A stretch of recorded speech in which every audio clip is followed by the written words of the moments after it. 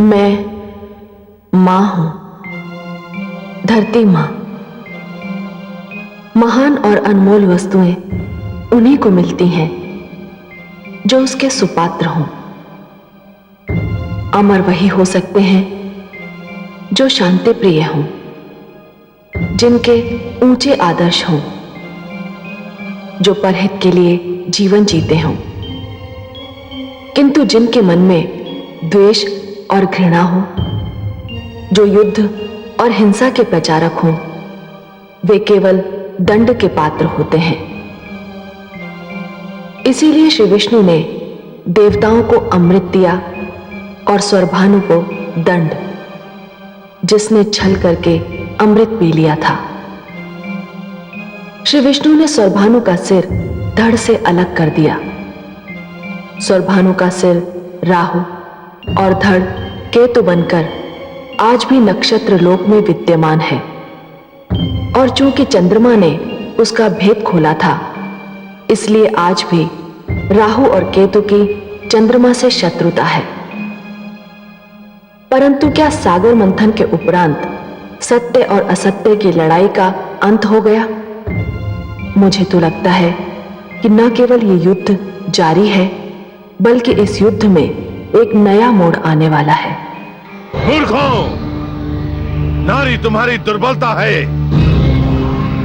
और जो सुंदरता पर मोहित होकर अपना लक्ष्य भूल जाते हैं, वे जीवन में कुछ नहीं कर सकते। तुमने मेरे सारे किए कराए पर पानी फेर दिया। अब तुम देवताओं का कुछ नहीं बिगाड़ पाओगे। वो अमर हो चुके हैं, अमर। ठहर जाइए। कौन है आप लोग? हम ब्रह्मपुत्र सनकादिक ऋषि हैं। मेरा नाम सत है। यह है सनंदन, सनत और शौनक। अपने आने का उद्देश्य बताइए। प्रभु के द्वार पर आने का उद्देश्य प्रभु के दर्शन की इच्छा के अतिरिक्त और क्या हो सकता है द्वारपालो? आप अभी उनसे नहीं मिल सकते। क्यों नहीं मिल सकते द्वारपालो? प्रभु अभी विश्राम कर रहे हैं। कैसी बातें करते हो द्वारपाल? ईश्वर और विश्राम? ईश्वर कभी विश्राम नहीं करते। यदि ईश्वर विश्राम करने लगे तो सृष्टि का सारा काम का ठप हो जाएगा। तुम हमें जाने दो। विचित्र प्राणी हैं आप। एक बार आपसे कह दिया कि आप अभी उनसे नहीं मिल सकते, तो आप लौट क्यों नहीं जाते? हे द्वारपालो, हम तुमसे विनती करते हैं कि हमें अपने लक्ष्मी नारायण के दर्शन के लिए भी तो जाने दो। हम बहुत दूर से उनके दर्शन को आए हैं। एक बार कह दिया कि अभी आप उनके पास नहीं जा सकते, तो फिर हट क्यों कर रहे हैं? हे द्वारपालो, पथ का विमान अच्छा नहीं होता, चाहे वो पथ कितना भी ऊंचा हो। तुम तो एक द्वारपाल का छोटा सा पथ पाकर इतराने लगे। तुमने अपने अभिमान में आकर हमारी राह रोकी, हमें अपने प्रभु से मिलने नहीं दिया। तुम्हें इसका दंड मिलेगा। हम तुम्हें शाप देते हैं। जाओ, तुम दोनों राक्षस बन जाओ।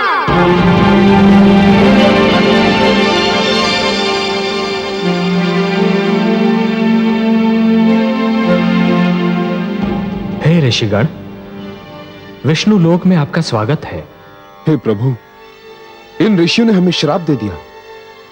हम तो केवल अपने कर्तव्य का पालन कर रहे थे प्रभु।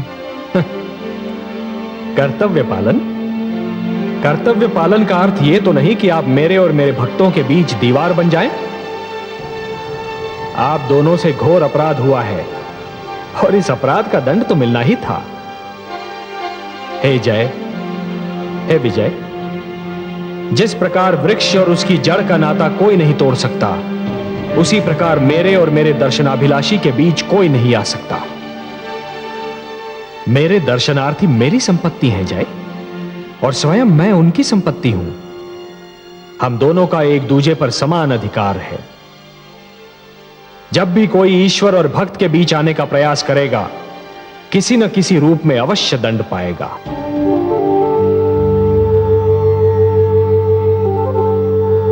हे ऋषिगण, आपको विष्णु लोक में जो कष्ट हुआ, उसके लिए मैं स्वयं आपसे क्षमा मांगता हूं। हम धन्य हो गए प्रभु, आपके दर्शन हुए, हमारा जीवन सफल हो गया। हमारे जीवन का तो एक ही उद्देश्य है, आपकी आराधना और उपासना। आपको देखा तो मुक्ति हो गई।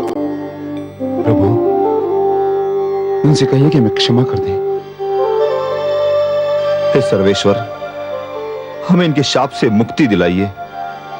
नहीं विजय, यह नहीं हो सकता। ऋषि का शाप धनुष से निकला हुआ बाण होता है।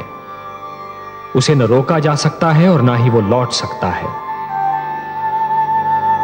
हे ऋषिगण, मैं आपसे यह तो नहीं कह सकता कि आप इन दोनों को अपने श्राप से मुक्त कर दीजिए। इन मूर्खों से जो भूल हुई है उसके लिए वो दंड के पात्र तो हैं, पर इन्हें यह तो बताइए कि इन्हें यह दंड कब तक भोगना होगा।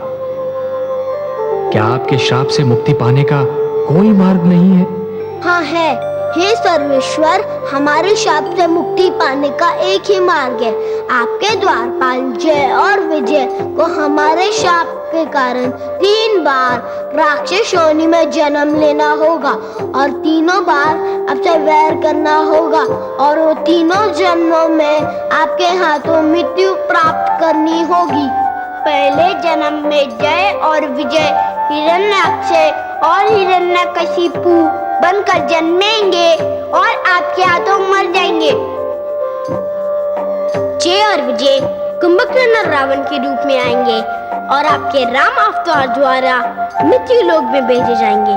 तीसरे जन्म में यह दोनों कंस और शिशुपाल बनकर आएंगे और श्री कृष्ण के हाथों मरेंगे। बस इसके उपरांत इनकी मुक्ति हो जाएगी। हे सर्वेश्वर, आपकी जय हो, जय हो। हे त्रिलोकीनाथ, आपको कोटि कोटि प्रणाम। हे ऋषिगण, आपका श्राप हमारे सिर माथे पर। हम आपका श्राप सिर झुकाकर स्वीकार करते हैं और मुक्ति मार्ग की खोज में निकलते हैं।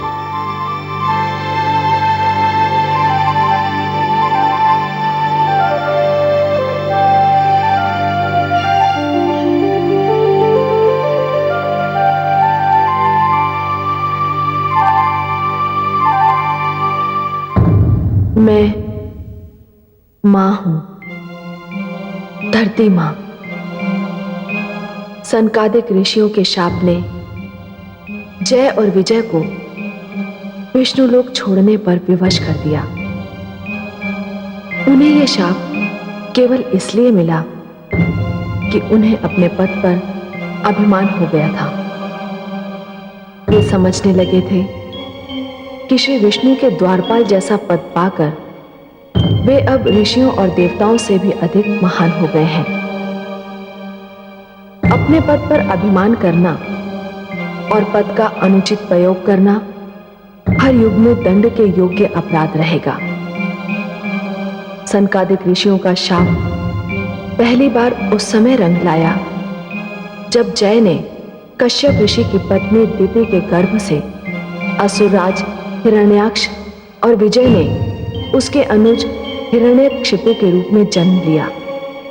ये दोनों भाई बहुत बलवान, बहुत शक्तिशाली, बहुत घमंडी, बहुत क्रोधी और क्रूर थे, पर एक दूसरे पर निछावर थे।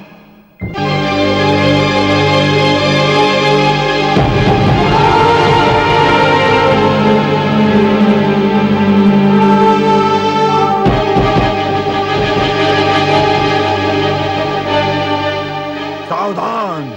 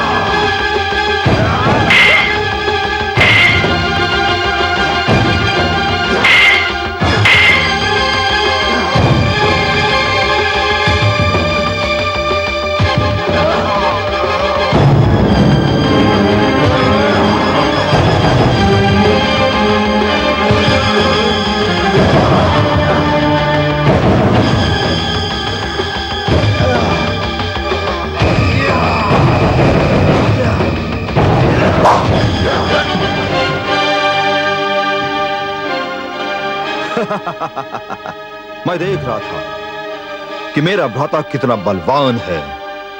मुझे तुम पे गर्व है हिरण्यकशिपु। तुम केवल मेरे भ्राता ही नहीं, मेरा दाहिना हाथ भी हो। भ्राताश्री, मैं जो भी हूं आप ही के कारण हूं। मेरे मन में आपके लिए आदर ही आदर, स्नेह ही स्नेह है। भ्राताश्री, हम दोनों मिलकर तीनों लोकों को जीत सकते हैं। तुम कहते हो तो मैं तुम्हें तीनों लोक जीत कर दिखा दूं हिरण्यकशिपु।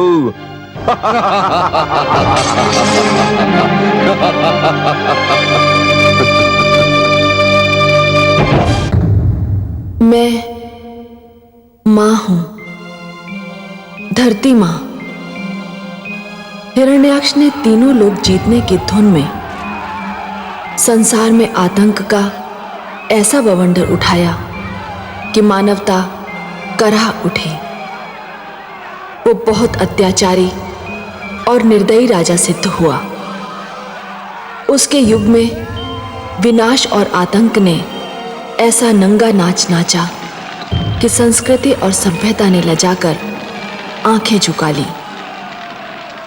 उसने जीवन की हर मधुरता को, हर सुंदरता को ऐसी निर्दयता से कुचला कि मैं घबरा गई। चारों ओर आग ही आग, रक्त ही रक्त दिखाई दे रहा था। वो निर्दयी मेरी ओर बढ़ा। मेरे तो प्राण सूख गए। शायद हर सत्ता के लोभी की भांति वो सबसे पहले मुझे प्राप्त करना चाहता था। मैं उसके भय से भागी, पर उसने मुझे पकड़ लिया। उसने मेरा अपहरण किया, मुझे मेरी इच्छा के विरुद्ध पाताल में ले गया। कोई राह न देखकर मुझ दुखियारी ने अपने स्वामी, अपने नाथ श्री विष्णु की स्तुति की। उन्हें रोकर पुकारा, और विष्णु तो हर दुखियारे मन की करुण पुकार सुनते हैं। मेरी पुकार सुनी।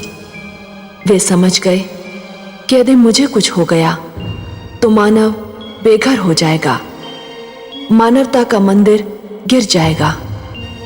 सो वो आए, वहां भी आए जहां केवल कीचड़ था, गंदगी थी। ऐसी जगह पर आने और मुझे बचाने के लिए उन्होंने वाराह जैसा रूप लेना भी स्वीकार कर लिया। यह उनका तीसरा अवतार था, जिसे इतिहास वाराह अवतार के नाम से जानता है।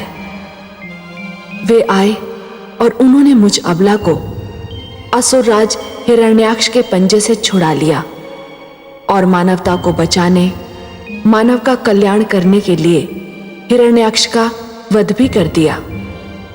परंतु हिरण्याक्ष का वध भी आतंक का अंत नहीं सिद्ध हुआ। इस कहानी को तो आगे बढ़ना ही था।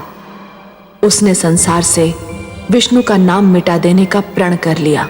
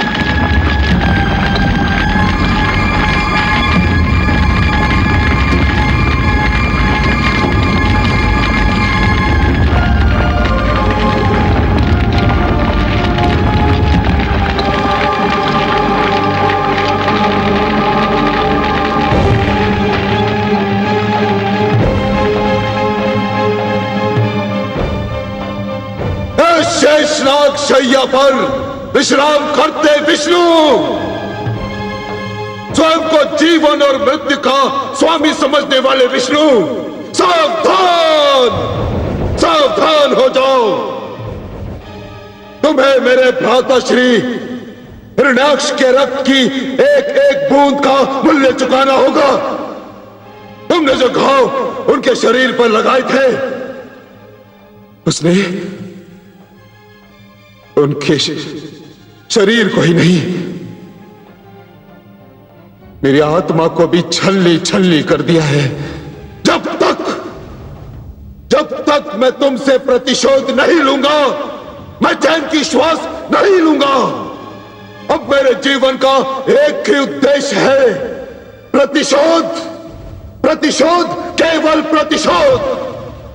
यदि तुम में साहस है तो मेरी चुनौती स्वीकार कर लो, स्वीकार कर लो तुम। पुत्र, किससे प्रतिशोध लेने की बात कर रहे हो हिरण्यकशिपु? उसी से, उसी विष्णु से, जिसने मेरे भ्राता को निर्दयता से मार डाला। माते, तुम्हारा तो केवल भाई था वो। मुझसे पूछो, जिसके नैनों की ज्योति था वो, जिसकी कोख से जन्मा था वो, जिसका पुत्र था वो। क्या तुम्हारा दुख मेरे दुख से भी महान है? नहीं पुत्र, मेरे दुख का तो अनुमान भी नहीं लगाया जा सकता, परंतु उसने एक ऐसा पाप किया था जो क्षमा योग्य नहीं था। क्या अपराध किया था मेरे भ्राता ने? उसने धरती का अपहरण किया था, एक नारी का अपहरण, और एक नारी का अपहरण अक्षम्य अपराध है पुत्र। अपहरण कोई अपराध नहीं माते, अपहरण तो हमारी असुर संस्कृति का एक अंश है। जिस संस्कृति का आधार अपहरण हो, जिस संस्कृति का अंश अपहरण हो, वो संस्कृति कभी पनप नहीं सकती पुत्र। उसका विनाश निश्चित है। अपहरण समाज का सबसे बड़ा अपराध है, पाप है। माते, शक्ति है हमारे पास, साहस है हमारे पास। जो वस्तु हमें सुहाती है हम उसे छीन लेते हैं। जिनकी भुजाओं में शक्ति है उनका उत्तरदायित्व भी उतना ही होता है पुत्र। वे नारी की रक्षा करते हैं, उसका अपहरण नहीं। नहीं माते, हमारी शक्ति पर कोई भी उत्तरदायित्व अंकुश नहीं लगा सकता। जो भी हमारी महानता के समक्ष सिर नहीं झुकाएगा, हम उसे कुचल देंगे। जो भी हमारी आज्ञा का पालन नहीं करेगा, उसका भी वही परिणाम होगा जो धरती का हुआ। तो फिर ये भी जान लो पुत्र कि जो ऐसा अत्याचार करेगा उसका परिणाम भी वही होगा जो पुत्र हिरण्याक्ष का हुआ था। तुम विष्णु की शक्ति को नहीं जानते पुत्र। और विष्णु मेरी शक्ति को नहीं जानता माते। परंतु जिस दिन मैं उसे उसकी शेष शैया से नीचे घसीट लूंगा, उसके सिंहासन को डामाडोल कर दूंगा, उस अभिमानी से उसकी सारी शक्ति और देवताओं से उनका प्रताप छीन लूंगा। उस दिन माते, उस दिन वो मेरी शक्ति जान लेगा, भली भांति जान लेगा। ऐसा मत कहो पुत्र, ऐसा मत कहो।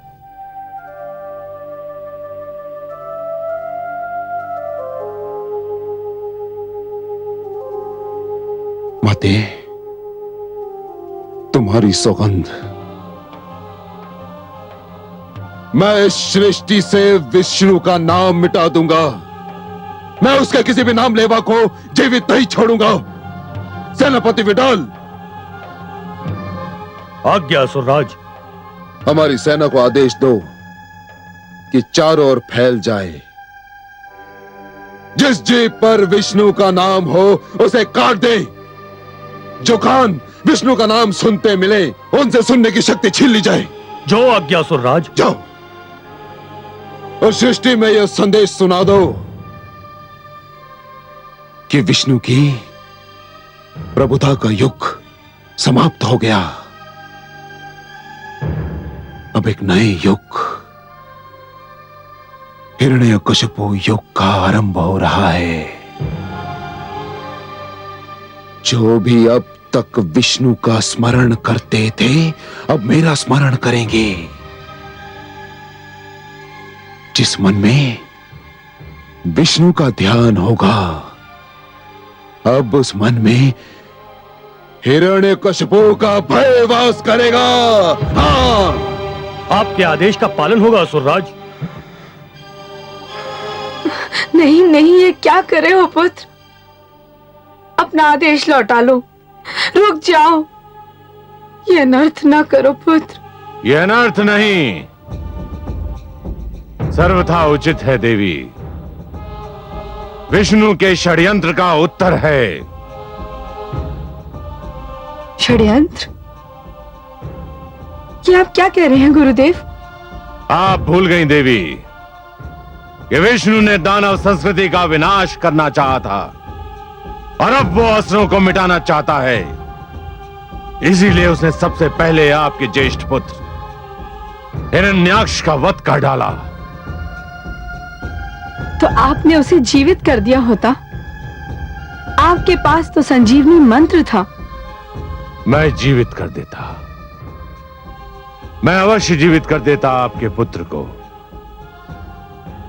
परंतु उसे विष्णु ने स्वयं मारा था और जिसे विष्णु स्वयं मार डाले उसे पुनर्जीवित करना असंभव है।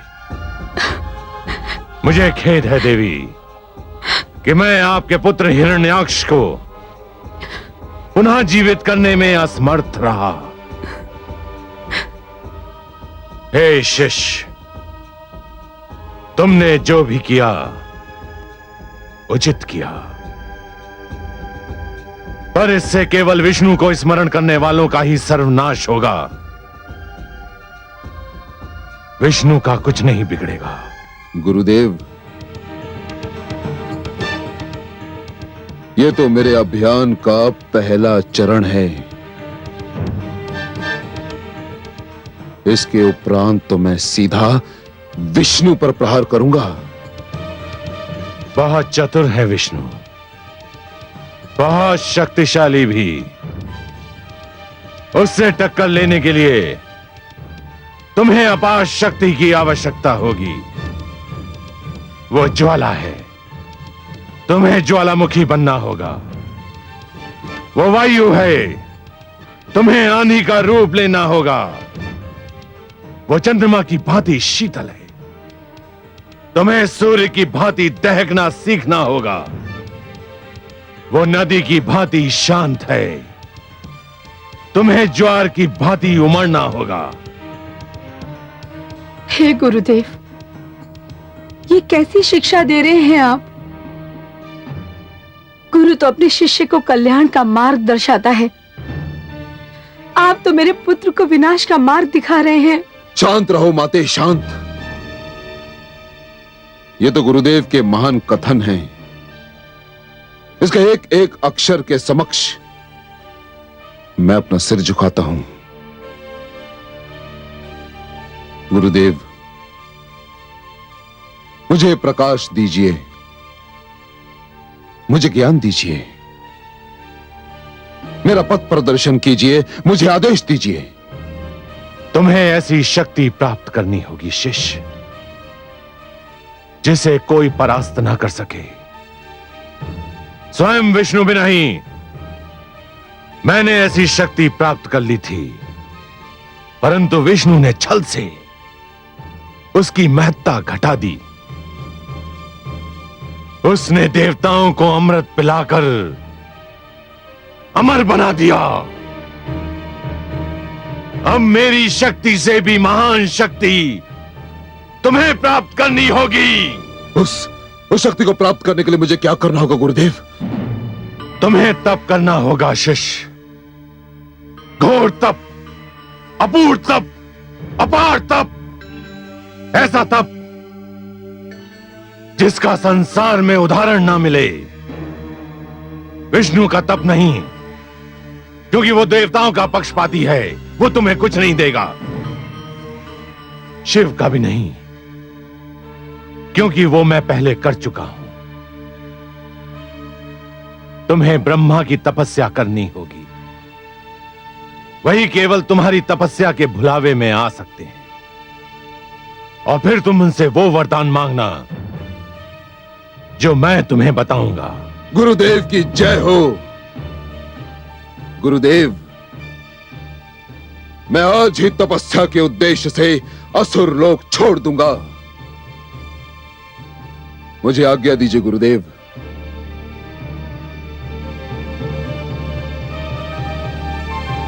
प्रणाम माते।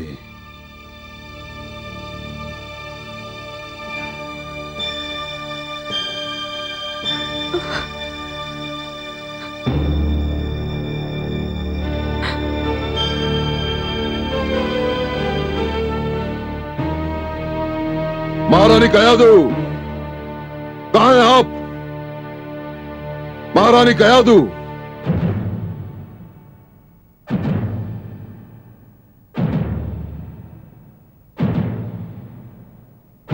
महारानी कयादू।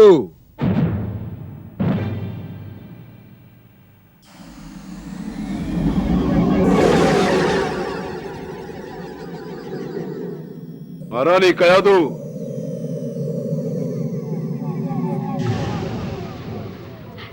इस समय मैं जो मांगती मुझे मिल जाता। मैं आप ही की प्रतीक्षा कर रही थी स्वामी।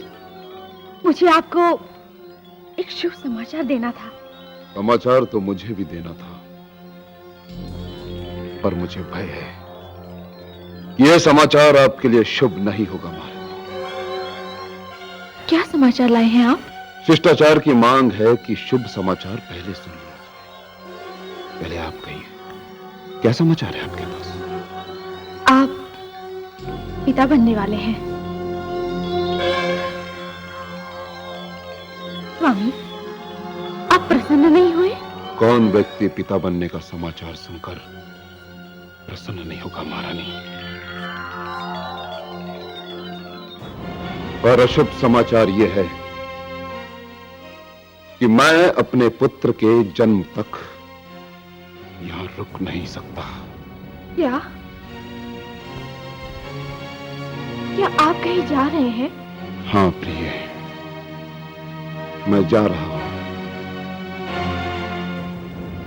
विष्णु से प्रतिशोध लेने की शक्ति को प्राप्त करने।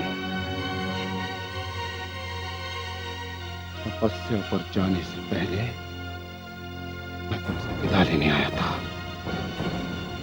मुझे तनिक भी ज्ञान नहीं कि तप सफल होने में मुझे कितना समय लग जाए। स्वामी, आप मुझे इस अवस्था में छोड़कर चले जाएंगे? विवशता है प्रिय, विवशता। मैंने प्रण ले लिया है। और मेरी रक्षा कौन करेगा? आप मुझे किसके आश्रय छोड़े जा रहे हैं? जब तक आप नहीं आएंगे तब तक मैं क्या करूंगी? आपकी रक्षा में कोई कमी नहीं रहेगी महारानी। सेनापति बिडाल। आज्ञा सुराज। मैं गुरुदेव के आदेशानुसार तप करने के उद्देश्य से असुर लोक छोड़कर जा रहा हूं। महारानी कयादू की रक्षा का उत्तरदायित्व मैं तुम्हें सौंपता हूं, क्योंकि असुर लोक में मेरे उपरांत सबसे बलवान और शक्तिशाली तुम हो बिडाल। मेरे लौट कर आने तक तुम इनकी रक्षा करोगे। किंतु ये जान लो बिडाल कि यदि तुमने कोई चूक की तो मेरे दंड से बच नहीं पाओगे। यदि मैं महारानी कयादू की रक्षा में असफल रहा सुराज, तो आप मुझे दंड देने के लिए जीवित ही नहीं पाएंगे। जब तक मेरे शरीर में एक भी सांस और रक्त की एक भी बूंद शेष है, मैं महारानी कयादू की रक्षा का वचन देता हूं। लाल, मुझे तुमसे यही आशा थी। हमारे दूसरे आदेश का क्या हुआ? सैनिक चारों ओर फैला दिए गए हैं। विष्णु के विरुद्ध अभियान आरंभ हो चुका है। आपकी जय हो असुरराज।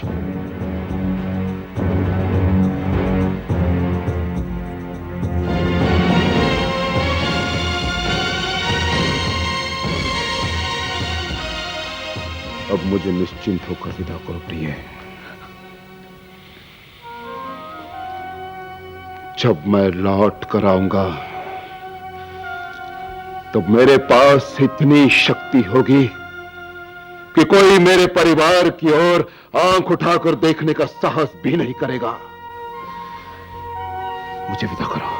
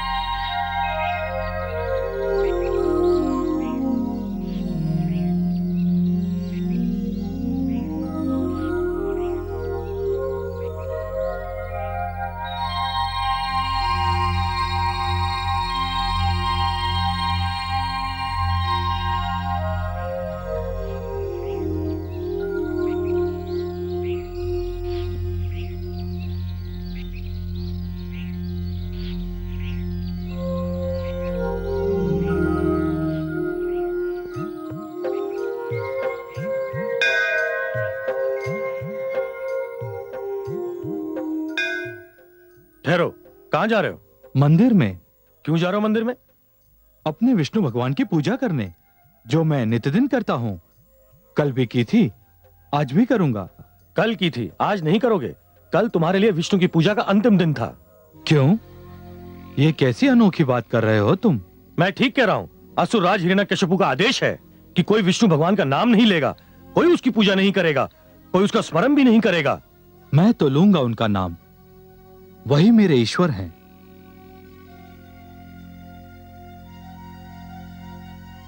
ठहरो, तुम अंदर नहीं जा सकते।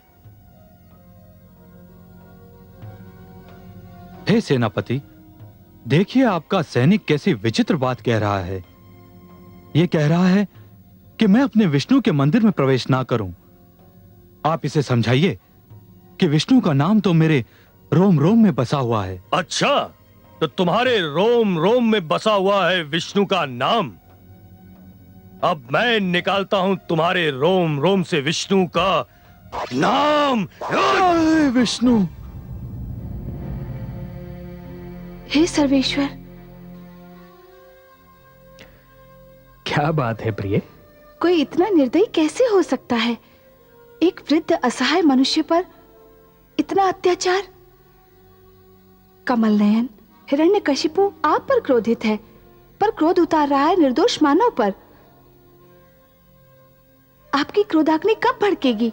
आप किस बात की प्रतीक्षा कर रहे हैं? समय की महादेवी, समय की। किस समय की? उस समय की जब हिरण्यकशिपु की गागर भर जाए। समय? गागर? मैं आपकी बातें समझने में असमर्थ हूं जगदीश्वर। महादेवी, अभी तो हिरण्यकशिपु के पाप की गागर में दुष्कर्म की पहली ही बूंद गिरी है। इसके भर जाने की प्रतीक्षा तो करनी होगी ना? उस समय की प्रतीक्षा कर रहा हूं मैं। पर वो ये जानते हुए कि हिरण्याक्ष अपराधी था, आपसे शत्रुता पर कमर कस रहा है। हाँ महादेवी, हरेक को मरने के लिए कोई ना कोई बहाना तो ढूंढना ही पड़ता है। हिरण्यकशिपु ने मेरी शत्रुता को वो बहाना बना लिया है।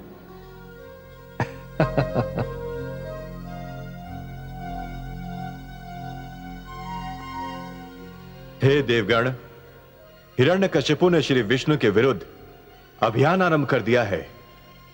हमें चुप नहीं बैठना चाहिए। परंतु देवेंद्र, हिरण्यकशिपु भला हमारे भगवान विष्णु का क्या बिगाड़ सकता है?